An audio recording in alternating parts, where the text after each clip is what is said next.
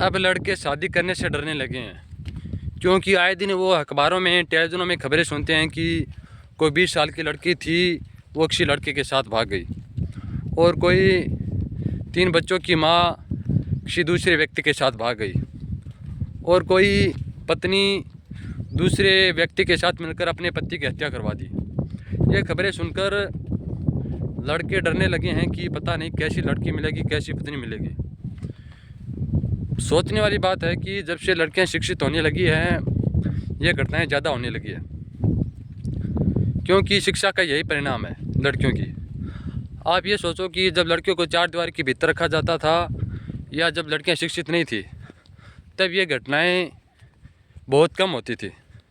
मैं कोई लड़कियों की आज़ादी के ख़िलाफ़ नहीं हूँ, शिक्षा के खिलाफ़ नहीं हूँ, लेकिन आप ये सोच कर देखो, लेकिन लड़के डरने लगे हैं, और लड़कियों पर प्रेशर जीरो है, लड़कों पर बहुत प्रेशर है। मतलब ये ट्रेंड शुरू हो चुका है शादी ना करने का।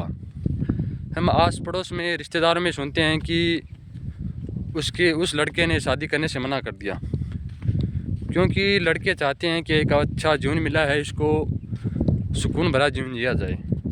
बहुत सारे लड़के मना करने लगे हैं, और बहुत सारे लड़के मतलब शादी करने इच्छुक भी हैं कि शादी हो जाए, लेकिन बहुत सारे लड़के शादी करने से मना करने लगे हैं। हकीकत में हम सुनते हैं हमारे रिश्तेदारों में, पड़ोसी में, समाज में, गांव में।